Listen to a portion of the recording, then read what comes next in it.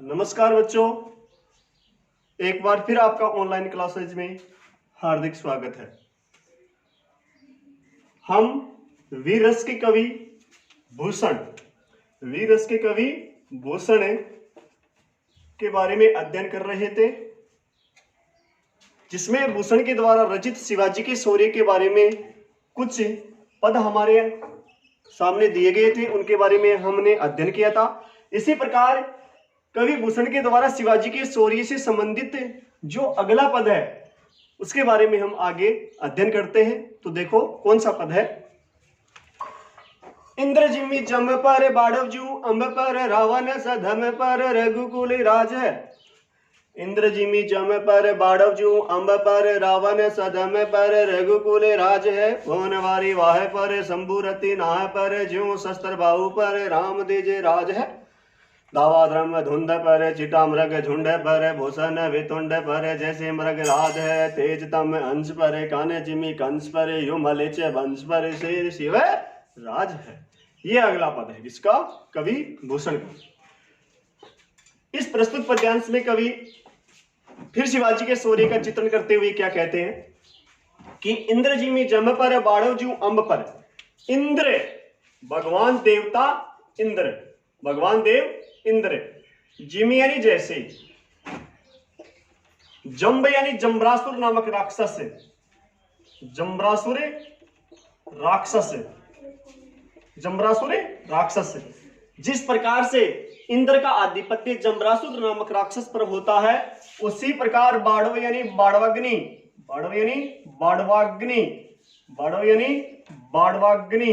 उसी प्रकार बाढ़वाग्नि पर जो यानी जैसे अंबर यानी जल पर आधिपत्य होता है, बाढ़वाग्नि का जल पर आधिपत्य होता है, उसी प्रकार रावण सदम्भ यानी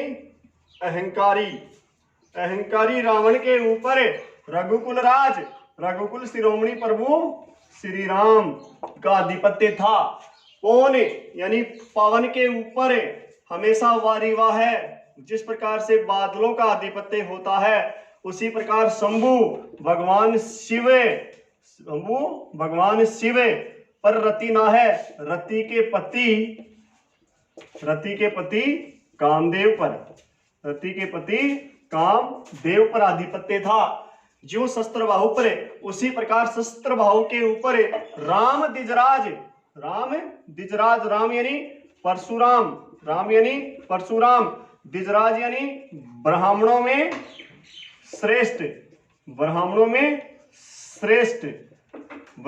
श्रेष्ठ परशुराम का शस्त्र बाहु के ऊपर आधिपत्य था। उसी प्रकार दावा द्रुम दंड पर, उसी प्रकार दावाग्नि पर द्रुम दंड यानी वृक्षों का समूह, चिता मृग झुंड पर, चिते का मृग झुंड, मृग यानी हिरणों, झुंड यानी समूह, चिते का हिरणों के समूह पर। इसी प्रकार भूषण कहते हैं वितुंड यानी हाथी पर मृगराज, जिस प्रकार से हाथी पर मृगराज यानी सिंह का आधिपत्य होता है, उसी प्रकार तेज तम अंश पर, जिस प्रकार से तेज यानी प्रकाश और तम यानी अंधकार, जिस प्रकार से अंधकार पर प्रकाश का आधिपत्य होता है, उसी प्रकार कान्ह श्री कृष्ण का जिम यानी जैसे कंस पर आधिपत्य होता है। यूं उसी प्रकार मलेच्छ मुगल साम्राज्य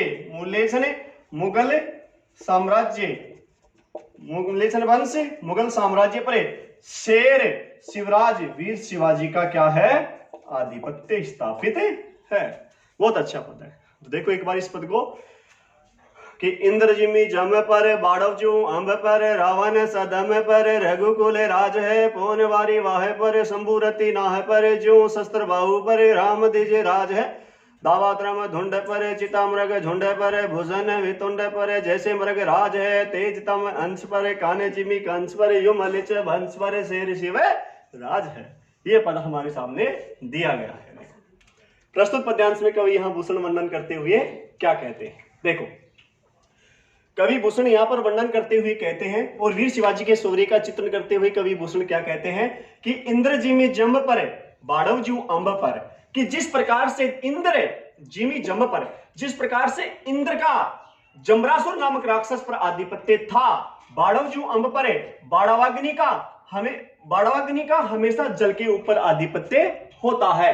रावण सदम पर रघुकुल राज, अहंकारी रावण के ऊपर रघुकुल शिरोमणि प्रभु श्री राम का आधिपत्य हमेशा बना रहा।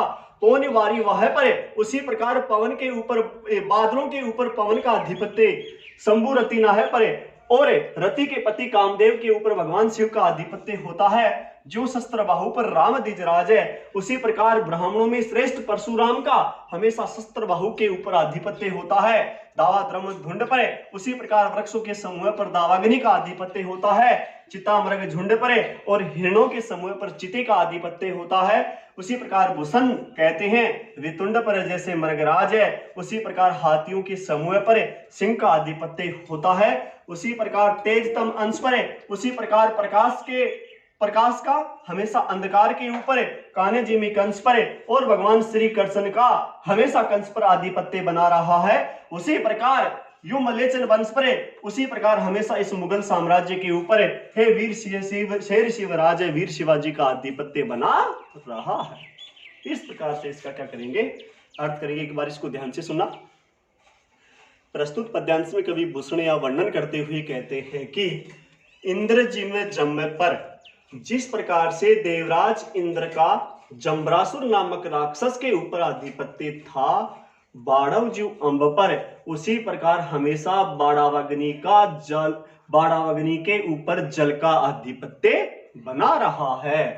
रावण सधम पर, उसी प्रकार से अहंकारी रावण के ऊपर रघुकुल शिरोमणि प्रभु श्री राम का आधिपत्य बना रहा है। और हमेशा पवन वारी वाह पर, हमेशा बादलों के ऊपर पवन का आधिपत्य होता है। शंभु रति नाह पर, उसी प्रकार भगवान शिव का रति के पति कामदेव पर आधिपत्य होता है। जो शस्त्र बाहु पर राम द्विजराज है, उसी प्रकार ब्राह्मणों में श्रेष्ठ परशुराम का शस्त्र बाहु पर आधिपत्य बना रहा।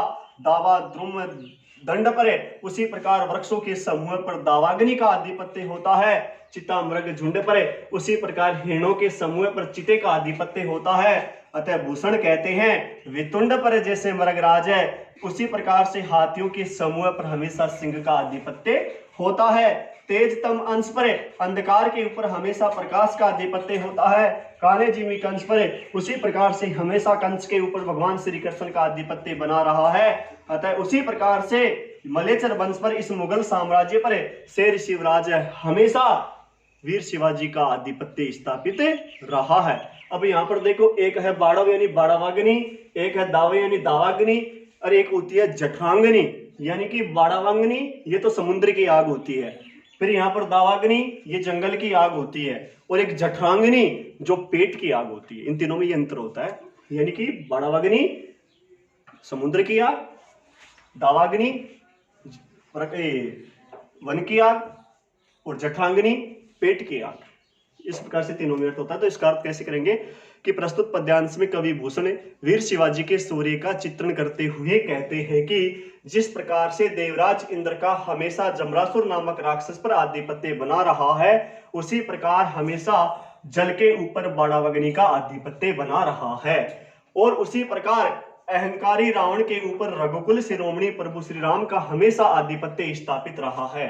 बादलों के ऊपर हमेशा पवन का आधिपत्य होता है। उसी प्रकार से भगवान शिव का हमेशा रति के पति कामदेव पर आधिपत्य बना रहा है। उसी प्रकार से ब्राह्मणों में श्रेष्ठ परशुराम का शस्त्र बाहु के ऊपर आधिपत्य स्थापित रहा है। उसी प्रकार से वृक्षों के समूह पर दावाग्नि का आधिपत्य होता है, और हिरणों के समूह पर चिते का आधिपत्य होता है। अतः भूषण कहते हैं उसी प्रकार से हाथियों के समूह के ऊपर सिंह का आधिपत्य होता है, अंधकार के ऊपर प्रकाश का आधिपत्य होता है, और कंस के ऊपर भगवान श्री कृष्ण का जिस प्रकार से हमेशा आधिपत्य बना रहा है, उसी प्रकार से मुगल साम्राज्य के ऊपर हे वीर शिवाजी हमेशा आपका ही आतंक छाया रहा है।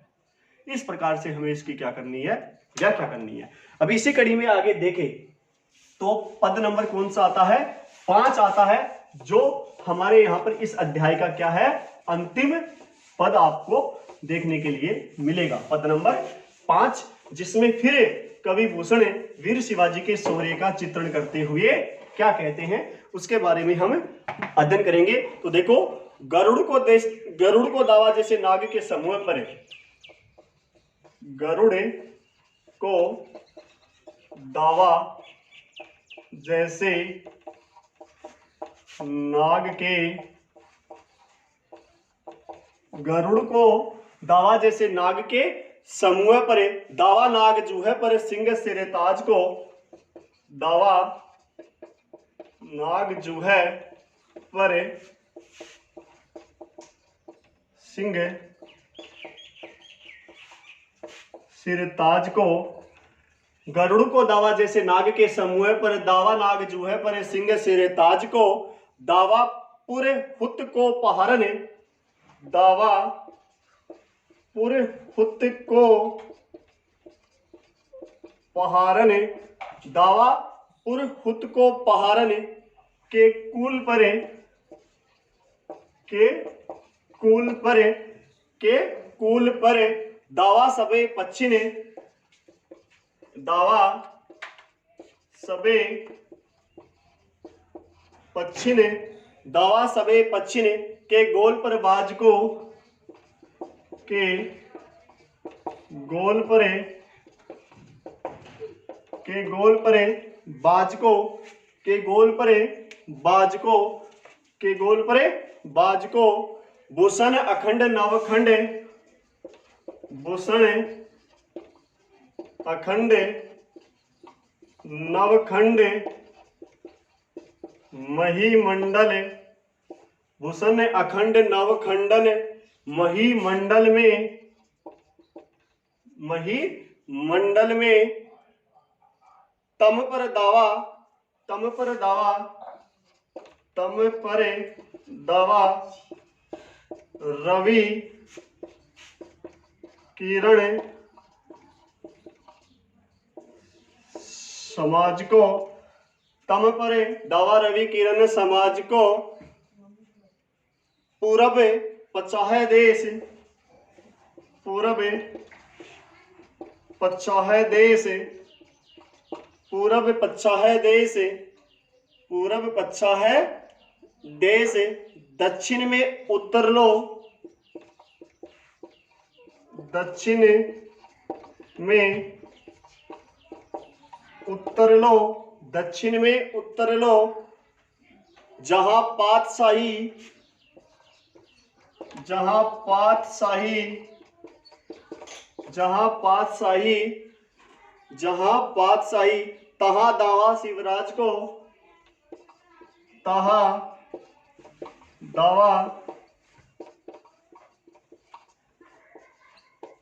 शिवराज को। ये अगला पद ऐसा जो आपका अंतिम 5वां पद है।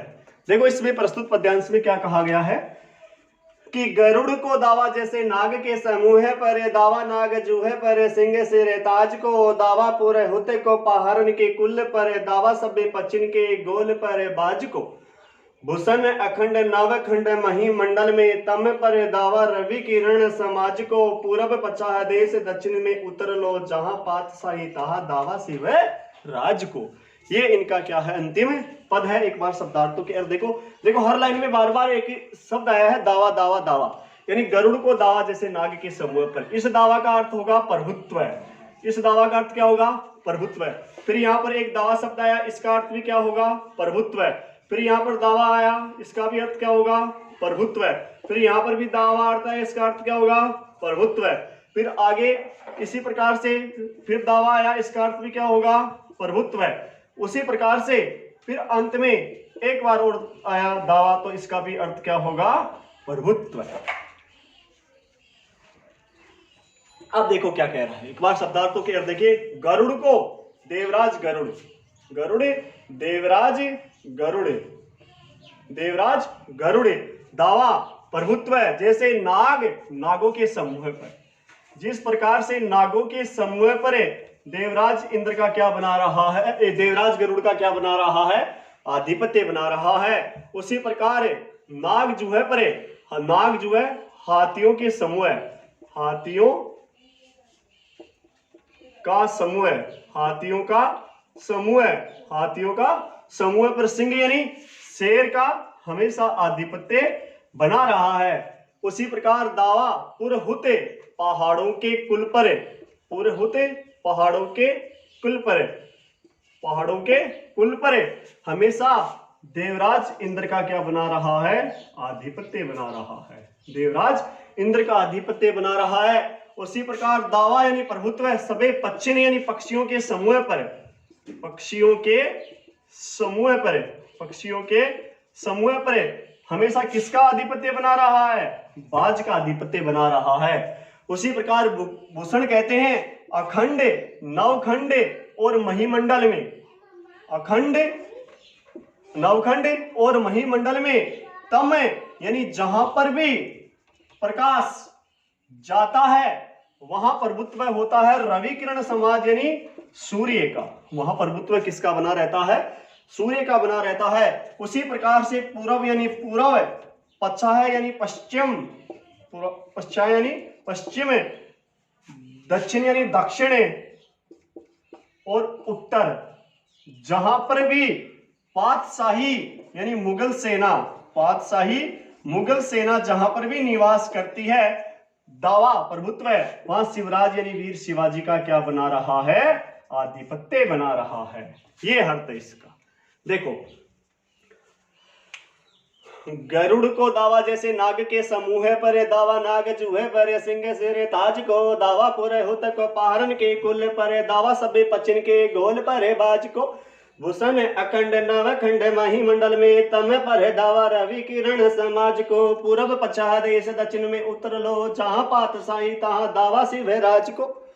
प्रस्तुत पद्यांश में कवि भूषण या वर्णन करते हुए क्या कहते हैं कि गरुड़ को दावा जैसे नाग के समूह पर, जिस प्रकार से गरुड़ को देवराज गरुड़ का दावा यानी प्रभुत्व है नाग के समूह पर, जिस प्रकार नागों के समूह पर हमेशा देवराज गरुड़ का आधिपत्य बना रहा है, दावा नाग जो है पर सिंह सिर ताज को, उसी प्रकार से हाथियों के समूह पर हमेशा शेर का आधिपत्य रहा है। दावा पुरहुत को पहाड़न के कुल पर, और जिस प्रकार से पहाड़ों के कुल पर देवराज इंद्र का आधिपत्य रहा है, उसी प्रकार से पक्षिण यानी पक्षियों के समूह पर हमेशा बाज का आधिपत्य बना रहा है।